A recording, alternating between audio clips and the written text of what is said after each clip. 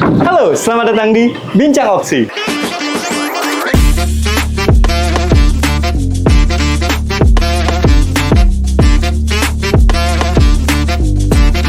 Halo Pak, selamat siang. Siang. Dengan Bapak Rino Setiawan. Rino Setiawan.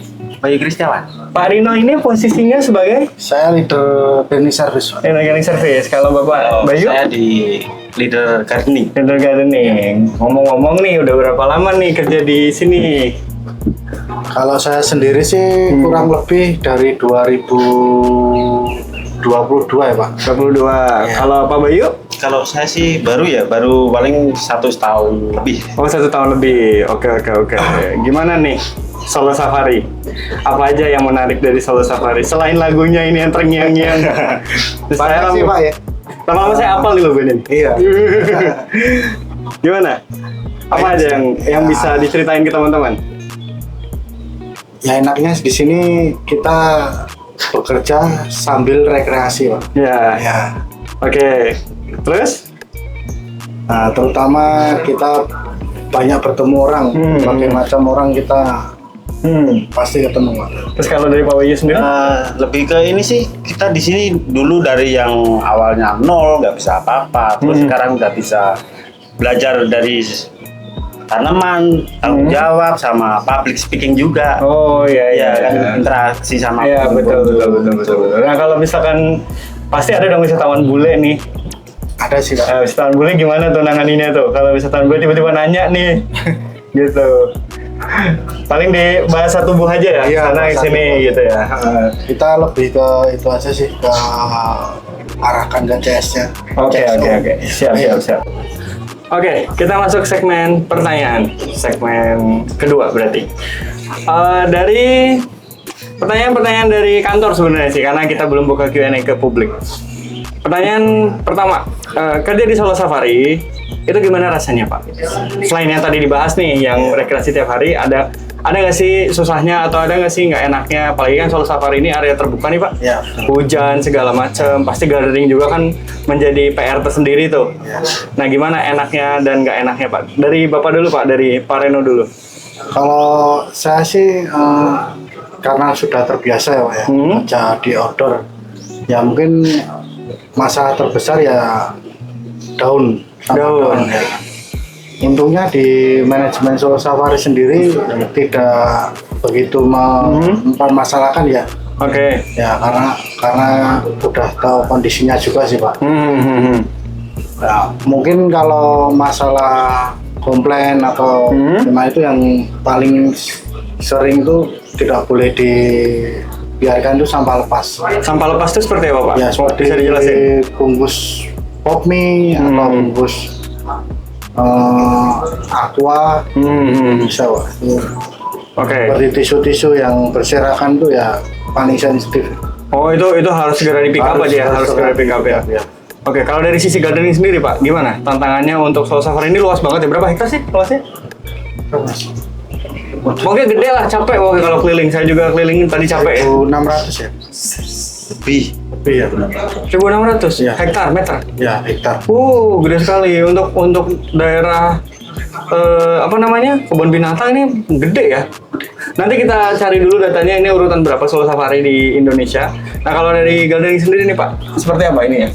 Kalau dari susahnya sih hampir sama sih sama yang di cleaning. Hampir sama. Hampir sama. Soalnya kalau musim-musim kayak hujan kayak gini yang kita ekstra kerjain.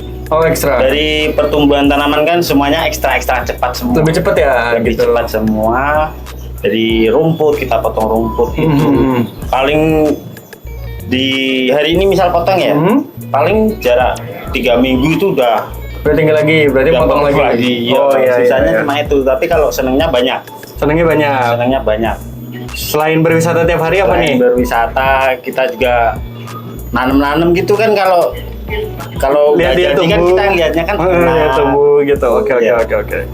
Nah, saya ada pertanyaan khusus untuk Bapak nih, Pak Bayu dari gardening. Ya.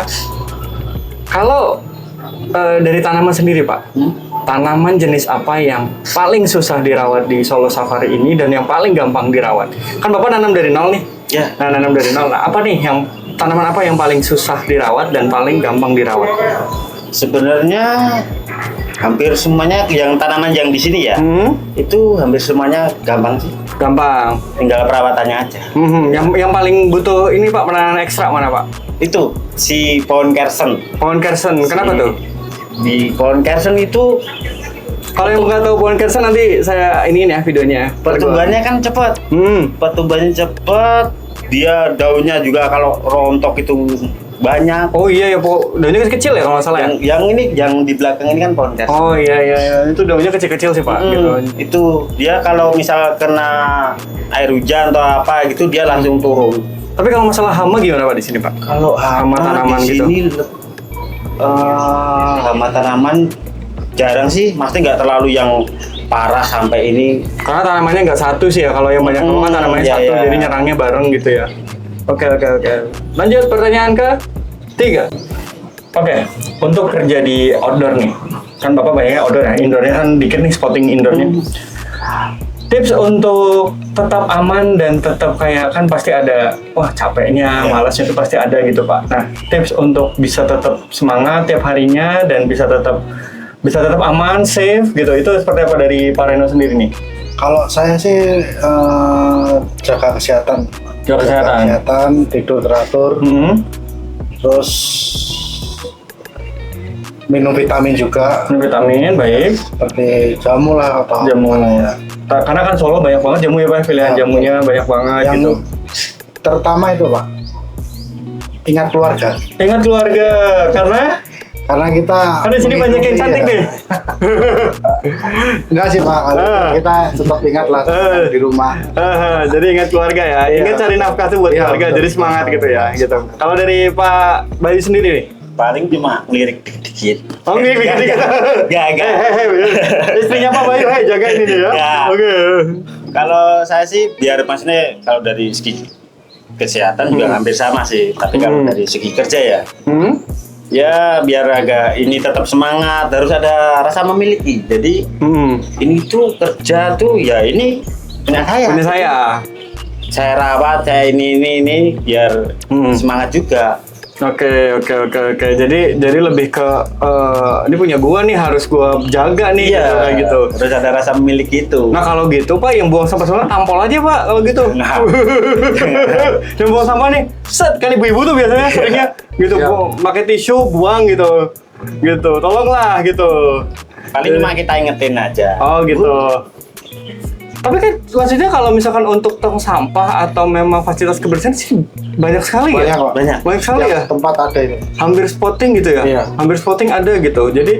Jadi kalau misalkan untuk buang sampah sembarangan sebetulnya karena malas aja ya orangnya? Iya, betul. Bukan karena memang tidak terjangkau gitu ya? Karena ya udah capek juga sih Pak. Iya ya, jalan-jalan capek Pak gitu. Kan kita juga ada fasilitas apa motor itu ya, motor listrik di sini, Iya, sepeda betul. listrik gitu. Kalau misalkan Bodyguard juga.